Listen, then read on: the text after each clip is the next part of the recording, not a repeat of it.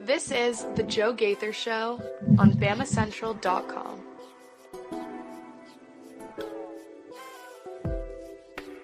Good afternoon, Tuscaloosa, Internet World, West Alabama. How we doing today on this Tuesday?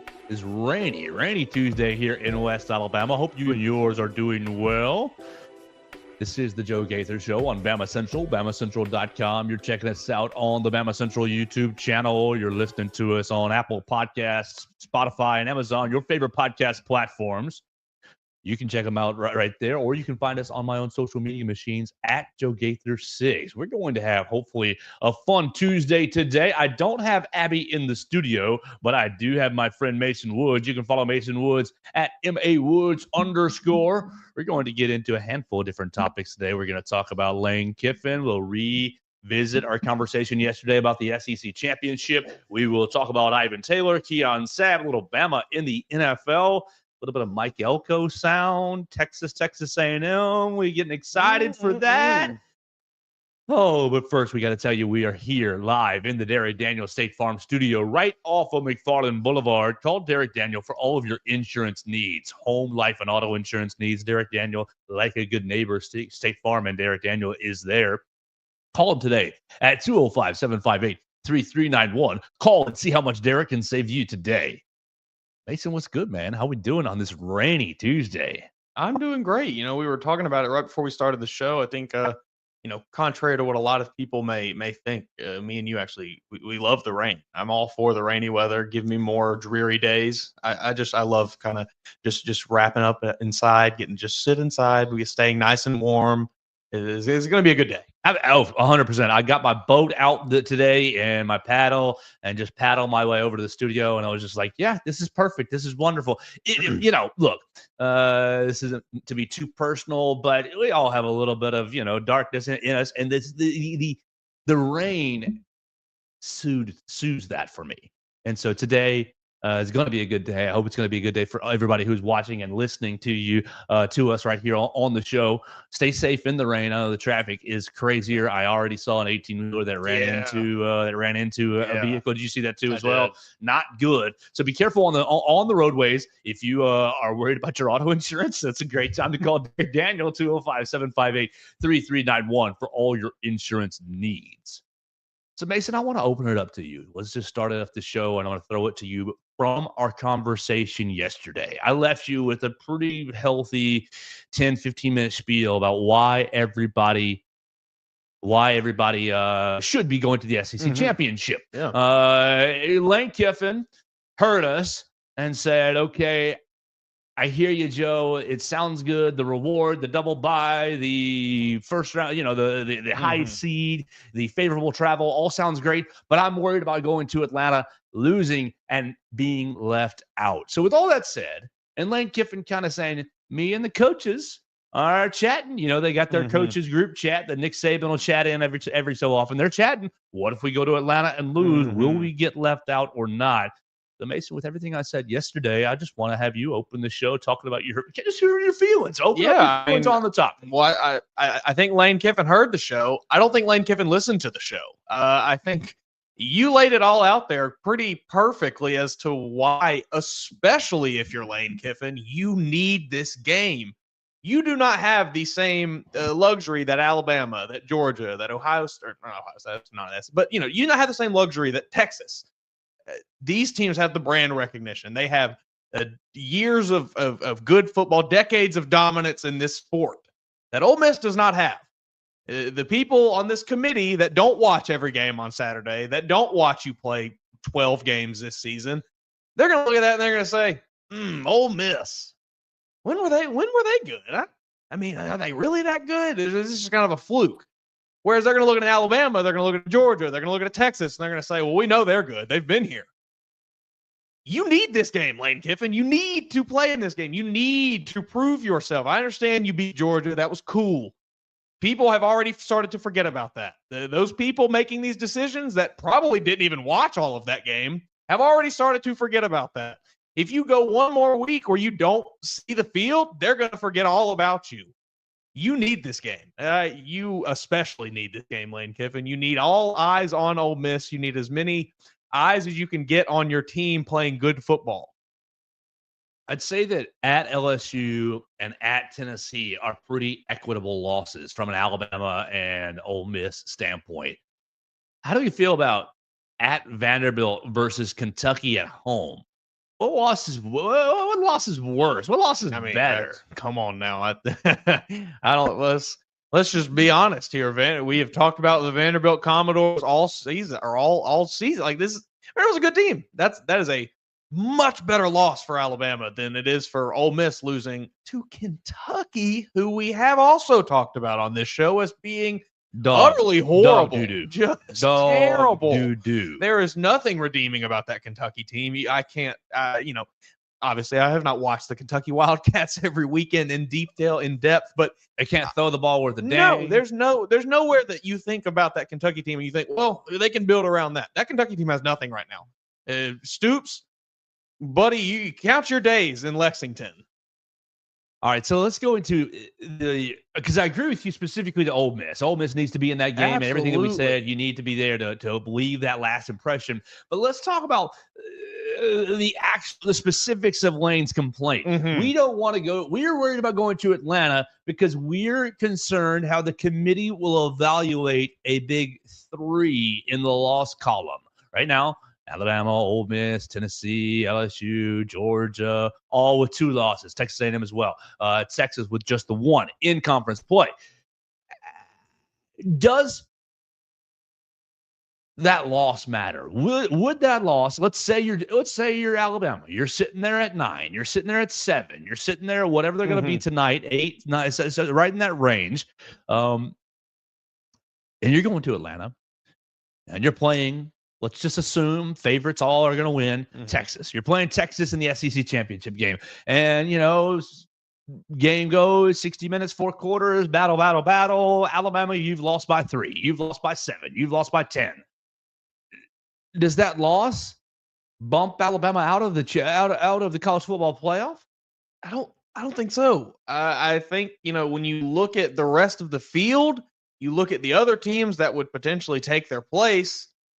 I don't have it pulled up in front of me, but it's not some good teams. It's not a lot of very good teams that will that are even remotely on the same level as an Alabama in this scenario. It's teams that if you drop them in that same SEC championship, Texas is blowing the absolute doors off of them. So I do think while I just spent a few minutes talking about how the committee doesn't really watch a lot of football sometimes, that championship Saturday, that's where they're going to lock in. That's why you want to be on TV, is because that's where those people will actually be watching the football. They're not going to watch the mundane regular season games super close, but on the championship Saturday, that's where they're going to be watching. So you need to be out there. And I think, yes, a bad loss, sure, that probably knocks you out. But if you're losing a close game, last second field goal, I don't see how there's any way they keep that team out, if it's Alabama or Texas, honestly, in that scenario.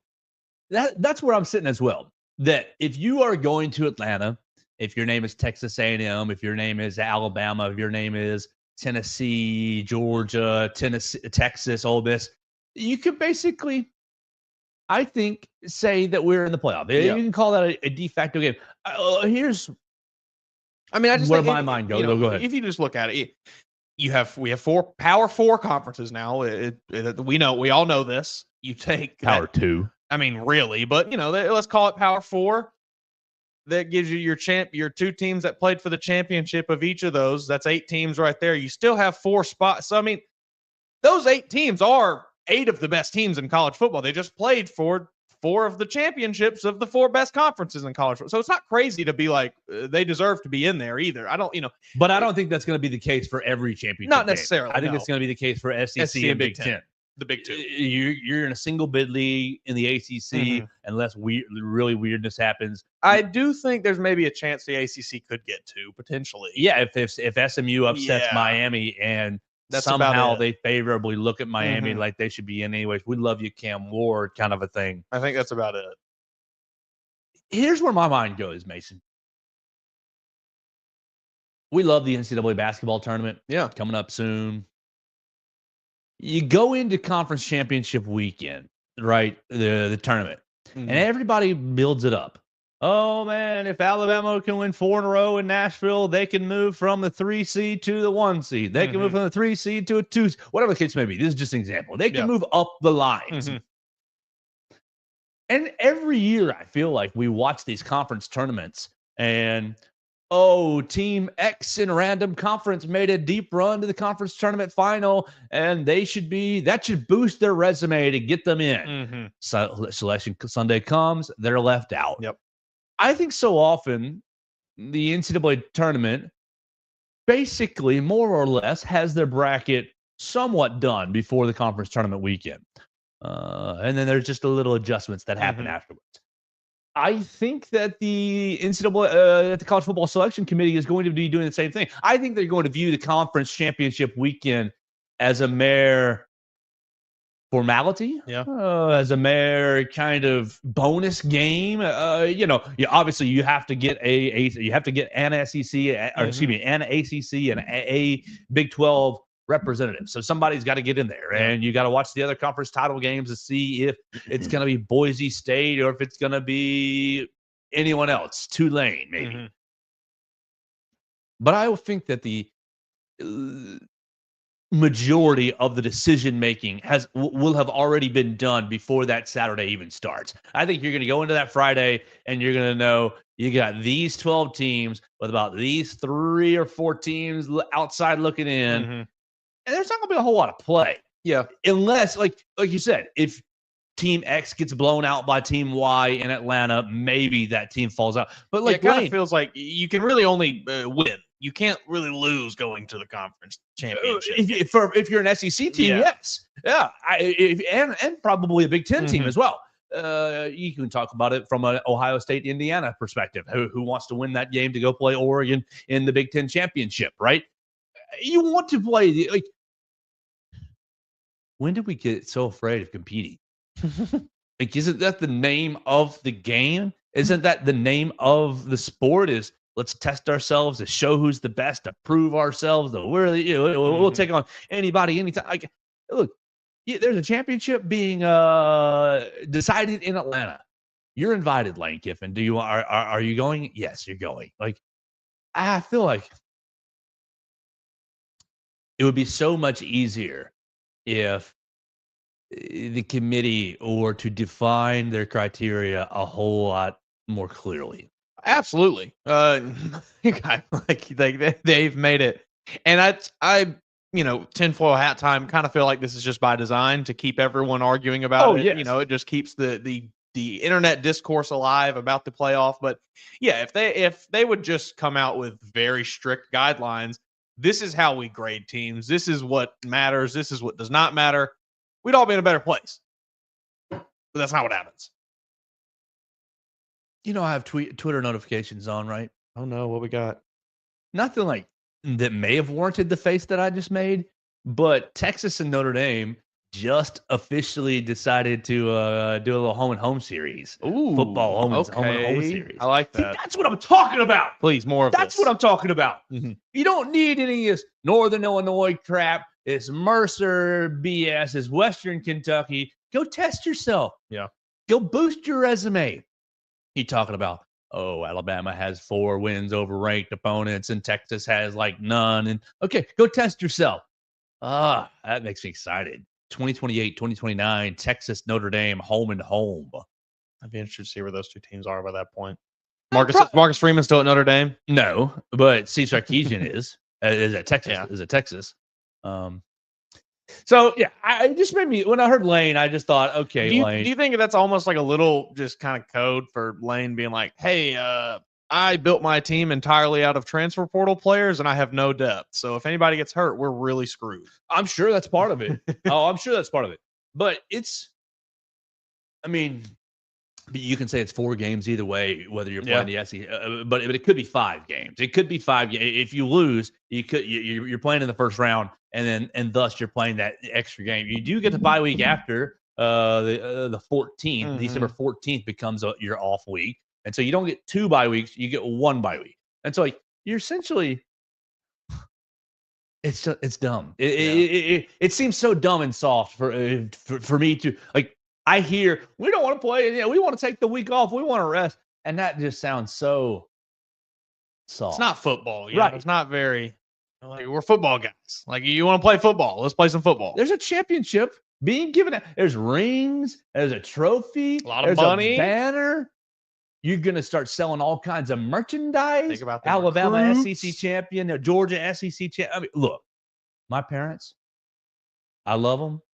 They wore that Georgia 2003 SEC championship sweatshirt all the time. All the time. So don't say it doesn't matter. It definitely does matter. Ole Miss has not won a conference title Ever. Ever? The SEC title, right? Golly. They've never won an SEC title, right? The Ole Miss has won. They have 6 SEC conference titles: 1947, 54, 55, 60, 62, and 63. Apparently, in at football, least, maybe. Conference title.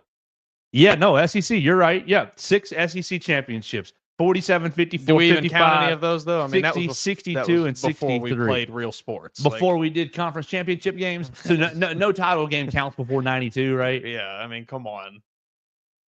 No. Ole Miss. 1947, like a couple years after World War II. No, we don't care. I don't, my general rule of thumb is I like just kind of the 70s is where I really start. That feels like that's where sports really picked up, just kind of across the board. 70s, 80s. I feel like anything before that, that's where we've got plumbers out there shooting free throws and things in basketball. Like Johnny Vaught, 6-time SEC champion. Come on, Ole Miss. You want to keep making history. Yeah. I just think the and maybe this is me being naive. Mason, tell me if I'm naive. But I just think the attitude of if we go to Atlanta and lose, they'll kick us out. They won't let us in the field. I think that's an unfounded fear. Yeah, I mean, I think I don't know. I think there's a chance it could happen. I do think that there are on that committee. Maybe if your name is Ole Miss, but if your name's not, if your name is Alabama, no. No. I do think on that committee, like I have previously said on this show, even earlier today, some of them are maybe a bit more casual fans and will potentially just look at the record and say, ooh, 3 losses with no context otherwise and want to knock that team out. They'll never make me trust the committee and their opinions on football because they've shown us for a decade now that they really don't know what they're talking about a lot of the time. Sometimes they get it right, but a lot of times they do not. So, yeah, Lane Kiffin, you want to play in this game. You need this game. You need every bit of assurance as to, hey, I have a good football team that you can get. Let's keep going on the Joe Gaither Show right here on a Tuesday, right here in the Derek Daniel State Farm Studios. Call 205-758-3391 for all your insurance needs. Call and see how much Derek can save you today. Mason, you were busy last night. Little news, little fun news last night. A little busy. Alabama, look, we've been having a bad time on the recruiting trail. Yeah, last week was tough. You lose 3 commitments last week. Turbo Rogers, running back, Dawson Merritt, linebacker, and Kate Cunningham, wide receiver. It was a tough week, but hey, you last night you flipped a 4-star recruit for 2025 from Michigan. So go ahead and get him out of Wolverine's back pocket. Ivan Taylor Taylor, that last name may sound a little familiar to anybody who's an NFL fan. He's the son of former Steelers defensive back Ike Taylor. Played for the Steelers for like 12 years. I mean, he was we had this conversation briefly before we got on the show. I feel like maybe I'm crazy because I remember who Ike Taylor was. I was in a conversation with a friend last night. He was trying to tell me I'm insane because I was like, yeah, he's Ike Taylor's kid. Isn't that great? Whatever. Son of Ike Taylor. Everything I've seen, I watched a little bit of highlights last night. I wasn't able to find a ton, but I saw some clips on Twitter that he had posted, that other people had posted. He makes some really nice plays. He's a hard hitter. He's a bit of a ball hawk. It seems like from what I've read a little bit from people who have been able to watch him play in person, they say that he has ability to kind of cover, do a little man-to-man coverage, but he's definitely more of a safety type, more of a over the top kind of just a bit of a ball hawk. I mean, I'm excited for what he brings. 6 foot 174, a little undersized. 24/7 considers him a 4-star prospect. That considers him the number 2 safety in the class. The composite has him as the number 7 safety in the class, and the composite has him rated as the 59th overall prospect in the entire class. So for Alabama to have suffered a little bit of losses over last week. It's nice to get a win. They'll be all right. Yeah, I mean, they're still looking. They still have a top 3 class in just about every recruiting ranking that you can find. So, Alabama's still looking okay for the 2025 class. No need to hit the panic button yet. Keon Russell is still coming. That'd be the thing that would really, knock on wood, be the cause of any panic here. Yeah, perfect. I had a friend who texted me. He said, "Should we be starting to worry?" I said, "I don't think so." I mean, look at these three guys. Well, first, I think of those 3, Dawson Merritt is maybe the one that is the most concerning. Sure, but it's going to be okay. But I said, look how hot you were in the summer. Mm-hmm. Like it was bound to you're bound to not keep everybody that you got in the summer. First, second, look at the 3 guys who have made their decisions this week. Turbo Rogers. I have heard, this is not like hard and fast truth, but I have heard that Alabama hadn't really been in contact with him much over the last couple of months. So it's kind of like, I mean, he was interesting because he didn't really fit the typical mold of what Alabama has gone for at running back. He's a smaller guy. He's like 5'9", right around 190, I think, like 200. So he's a smaller back. It goes to IMG a year ago and doesn't really play as a junior. Then he comes back to Montgomery, right? And again, doesn't really play. He's got a weird. Yeah, it's just kind of a strange thing. So yeah, that one is definitely wish him the best, but Absolutely. This is just what it is. This is what I know that's happened. Like. Then secondly, okay, Caleb Cunningham, we talked about that last week, man. Highest bidder. He wants to do the Ryan Williams thing. Right. Highest bidder to the in-state school. Like, that's just going to be what's going to happen with recruiting. And boom, same thing. Dawson Merritt, we're from Kansas. Nebraska's a big-time program close to us. I don't think that his dad is going to be leaving his job as the Kansas City Chiefs assistant coach anytime soon. So I think that those 3, do they all stink? Of course, sure. They stink a little bit, but are they that big a deal? No. I think in the grand scheme of things, this is, like I said, this is still a top 3 class in the country. This is still a class that is full of talent that other teams would be banging the door down to get, just a chance at getting on their team. So, everything is okay in Alabama land on the recruiting trail for 2025. 2026 is still looking all right. 2027 even got some recruits there. So everything's all right. Mason, let's keep going right here on the Joe Gaither Show on BamaCentral and BamaCentral.com. Follow my friend Mason Woods at MAWoods_. Find our friends Purple Turtle Roofing at roofturtle.com. You can call Purple Turtle Roofing for all of your residential roof replacement needs. Call Dustin Foley and his team today at 877-PT-ROOF-5. That's 877-787-6635 to schedule your appointment, and one of their qualified employees will come check out your roof for free and make sure you're prepared for any and all of life's storms. Having a small storm today, you don't want to have any leaks. So call Dustin Foley and Purple Turtle Roofing at 877-787-6635.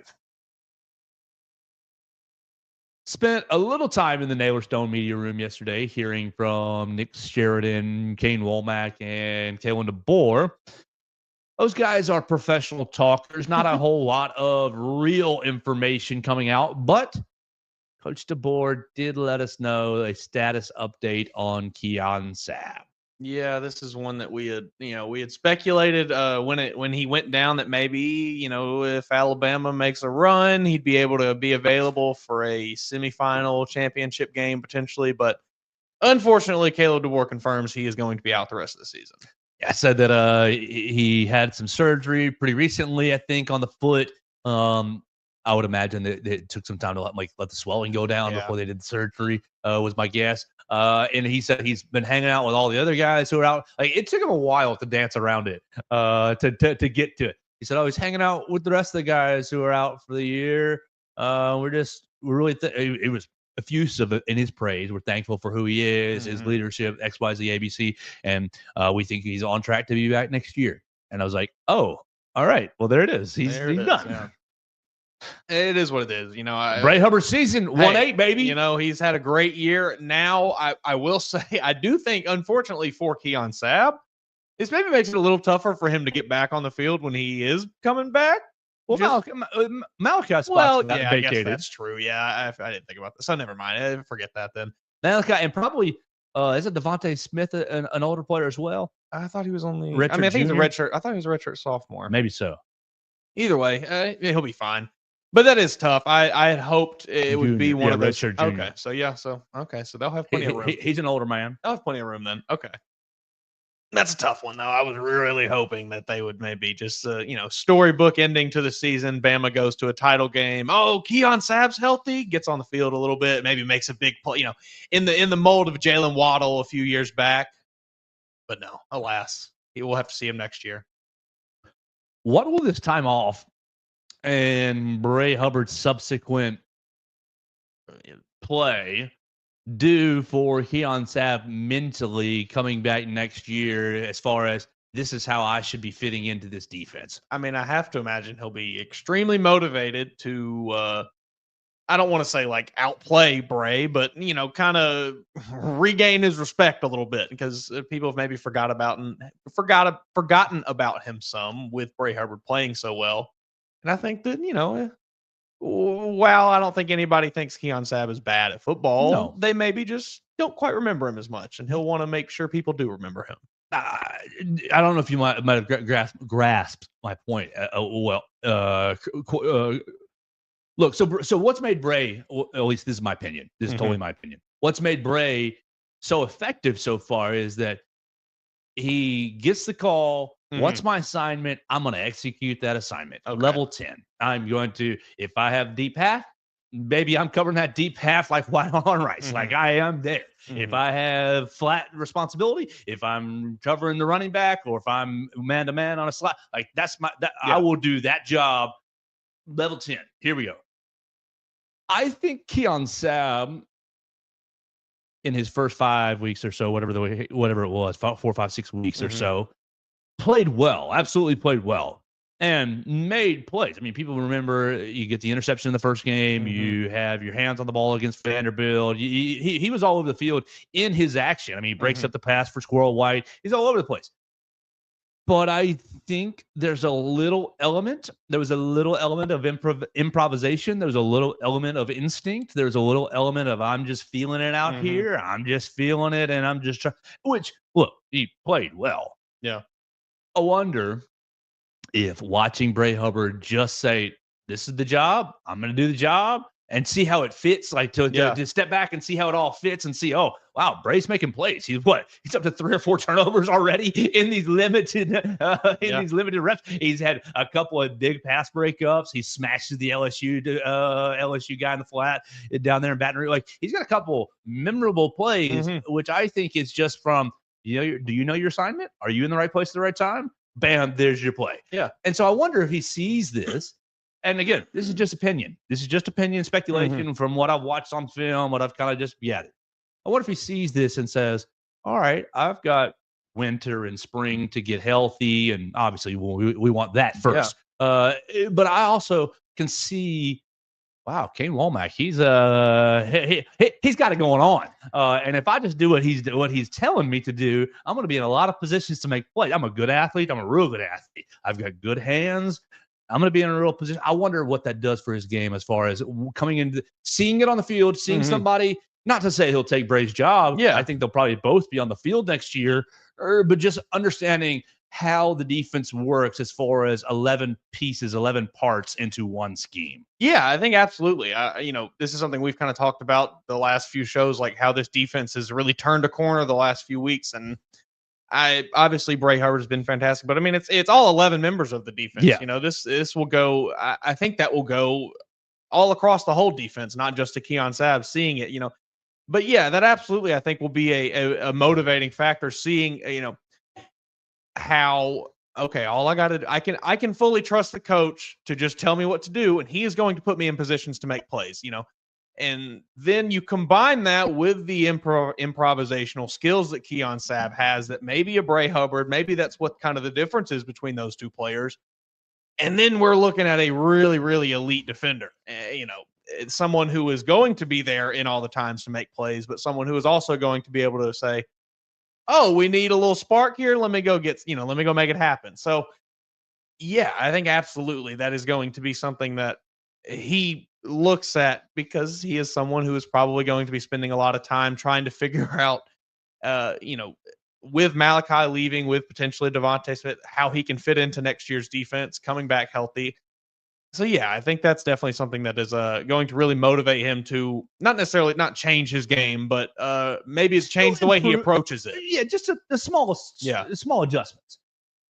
Do you think also? I mean, it could have just been potentially just being new in the defense a little bit. I think that maybe plays into it also. So maybe just just getting him more time in this system under his belt will help as well. But yeah, definitely seeing not only how Bray Hubbard has stepped up, but how the whole defense in the last 3-4 weeks has really rallied behind Kane Womack and started doing exactly what I think this system is capable of. That's going to be huge. So sad news for Keon Sabb. Sad news if you are a Sabb fan. We are hopeful that he has a smooth recovery and gets back on the field very soon. I think from a selfish standpoint, I'm excited to have Keon back for another year. Mm-hmm. I think that when he transferred to Alabama, there was a little bit of thought that he was going to be one and done off to the NFL. And maybe he was on that track, maybe. But I think it'd be great to have him back in Tuscaloosa another year. I think that he's loved it. Is everything that I've heard is that he just loved Alabama, loved the transition, and found a real home here. So bad luck, but I think it's going to end up working out okay. I hope so too. I think he's a he's a very, very talented player. All right, let's get to off the wall before we go into Bama in the NFL. And I have a video clip for us from Mr. Mike Elko. We've sung some high praises for Mike Elko. Mike, so, oh my gosh. This is a slip. This is a bad slip. Like, I know Auburn's bad. But there might be okay, I saw this today. I think I'm looking this up just to confirm what I saw to make sure I wasn't just total hooey, because it sounded like total hooey when I read it. SEC, because I want to know this for sure. Is Texas A&M really only a 2.5-point favorite this week? Is that what I saw? Yes. Wow. That is a stinky. Like, look, gamble at your own risk. Gamble at your own risk. But you want to make $100? Mm-hmm. That might be a place to make $100. But before you do lay that $100, you need to hear if Texas A&M is focusing on Auburn. There's already so much talk about November 30th. It was announced as a night game today. How do you deal with that with your guys and saying, hey, we still have something ahead of us at Auburn, or is that even a big issue with your team? I don't think it's an issue. I think when you're in the situation we're in, it's easy to focus on the task at hand. I think, those big games earlier in the year, maybe you look ahead. If we didn't have at stake what's at stake, maybe you would worry about it. I think our focus is single-handedly on on Auburn right now, and locked in on what we got to get done.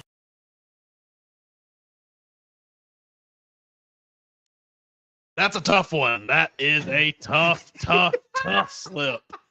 He almost did the exact. He almost said the perfect thing. He was laying it out there. It was so good. He was laying out there. We're focused on the main things, the first things first. No. Now I have focused on Texas, because that line. Auburn. That line is atrocious. There is not a world where Texas A&M is only a 2.5-point better football team than Auburn. However,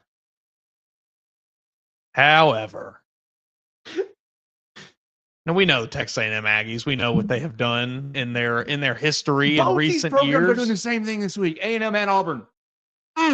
They're both doing the same thing. Yeah. This game's going to be disgusting to watch. What's the over-under for this game? 46.5. So the implied score, what's that? 23. The implied score is 25-23. Yeah, or 23, 21-23, something like that. 24-21, somewhere in there. Yeah.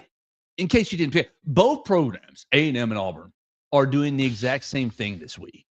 They're both saying to hell with this game. Now, A&M, they got your playoff picture, your SEC championship. It's still all right there in front of you. Big Longhorn back there behind that Auburn Tiger. That big 50-gallon cowboy hat. On you. all the live long day. Can't escape that burnt The eyes orange. of Texas are upon you. You cannot get away. Mike Elko, I am talking to you. Please, God, do not lose to Auburn this weekend. That would be insanity. Now, take us back 4 or 5 shows ago. Yeah. SEC championships chaos scenario, Yeah. and I say, Mason, you're outside your damn mind if you think Auburn is going to be beating Texas A&M, and you got people on here saying, "Oh, Auburn beating Texas A&M could send everybody into." I'm like, don't y'all know Hugh Freeze has been preparing for Auburn for the last 6 weeks? Hugh Freeze, like, that's what makes this line so. That's what makes this game so insane to me, is that I think, of course, Texas A&M, you have to win. You have to win to get to how. I'd be so offended. Glorious. I would be so offended if you lose to Auburn on Saturday and ruin my Saturday night in two Saturdays, where I'm going to sit there with all the popcorn in the world watching Texas and Texas A&M beat the living snot out of each other. Like, don't ruin this for me, Mike Elko, by going to Auburn and laying an egg. Do not do this. But that would be so little brother. That would be so Texas A&M. Honestly, I think it might even be better, though.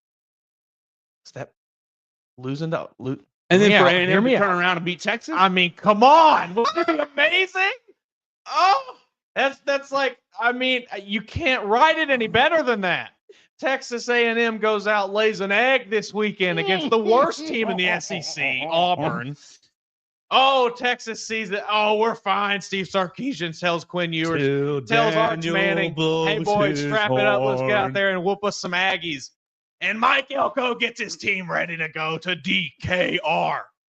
Do not think Oh. you can escape. That's what I'm. You know what? Take back what I said just a minute ago. I'm rooting for it. Auburn, do your thing this weekend. No. Peyton Thorne, sling it. Go run the ball. Jarquez Hunter, I want 45 carries for him. I want you to fling it to Cam Cole. Hugh Freeze, I want you to unload, reach into your backpack, bring out everything you have this weekend, and lay it all out on the line for Texas A&M. It would be great, yes, but he's He won't scared. do it. He's like, I got to save all this stuff for next week. We're going to Tuscaloosa. We got to. Well, it's because he knows that could be the difference between him and him losing his job or not, maybe. I don't think that they can afford it. I don't think they can either. Just like LSU But can't I didn't afford think it. they could. I didn't think they could afford Harsin, and they did it. So, I'm rooting. You know what? I'm rooting for it. Auburn beats Texas A&M. That puts us Texas A&M with 2 losses in the SEC. Texas A&M goes to That'll put them DKR. to 3 because they got LSU and South Carolina. They'd be out of the SEC championship race, and they'd be out of the playoff race. The next, their last That would be salvageable so moment funny. is to ruin Texas's It season. would just be so funny. It's to beat Texas, ruin the Longhorn season, further the chaos theory. And well, you got people online, Mr. Josh Pate, late kick Josh, I believe is who I saw. Saying if Texas loses Texas A&M, they shouldn't be in the playoffs because where's Texas is a good win. I don't know. It's going to be a lot of fun too. Like, look, nothing is decided. You got college football playoff poll tonight. Don't freak out. Just look at it and say, meh, okay. You got 2 more weeks of absolute insanity ahead of us. Maybe even 3 when you consider the college, the championship weekend. Yeah, go ahead. Texas A&M, they do only have 1 loss in conference right now. South Carolina, they beat LSU. Oh, yes. No, their second loss is at home with LSU. Yes. Okay. Notre Dame in week 1, that's their second loss. So they're 8-2 right now. Foolish Joe. Thank you. No. It's such a cluster at the top of the SEC. So we're still in play for our giant. Auburn beat Texas A&M. 2-loss Texas A&M beats Texas. Then we have 6 2-loss teams at the top of the SEC. But we're still in play. Do you think they messed up doing this divisionless? Yes, I do. Because part of me thinks, but another part of me thinks, oh, it's awesome. I think you should have had divisions, and you should have just evenly dispersed the talent throughout those divisions. It's pretty simple. They didn't do that. The West was loaded with the best teams in If the I'm SEC. Georgia, I am so mad right now. I'd be sick. If I'm a Georgia, I'd be so so mad. You played Clemson, at Alabama, at Ole Miss, at Texas, and we're still All for nothing. And we're sitting here at home against Tennessee, and we're sitting here November 19th, like, I don't know if they're going to be in or not. That's the most battle-tested team in the country. I can't wait to see Kirby get on ESPN on Sunday when they're left out and just, go off. I mean, scorched earth. He can afford the fine. Yeah. That'd be great. That'd be great. All right, let's finish this. All right, Auburn, do your thing this weekend. Go beat Texas A&M. Give us our chaos scenario. Let me get Christy's Bama in the NFL tracker. Our friend Christy Patrick from BamaCentral.com doing a great job each and every week tracking all the activity from Alabama in the NFL. We encourage you to check out her site. I mean, her page awesome. is Seriously. insane. All right, here it is. Here's the tracker. Bam. I know that there are a lot of Bama fans who aren't super loyal to one team in the NFL, but will watch the Bama guys. And if you want to do that, seriously, keep track with this. It's amazing. You're right. I mean, this is every Alabama player that played in the league this week, no matter what team they played for, in about 30 seconds. I can take in all this information. Mac Jones, no touchdowns. Tua, 3 touchdowns. Jalen Hurts. Mac Jones. Mac Jones lost 52-6, 17 of 29, 138, only one sack, okay, and 1 interception. All right, not good.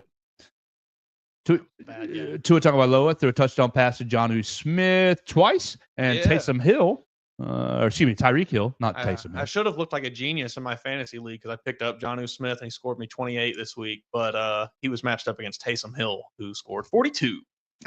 Ouch. 5 Alabama running back touchdowns this week. Alabama runners took 97 carries for 399 yards and 5 touchdowns this week. Josh Jacobs had him a good game.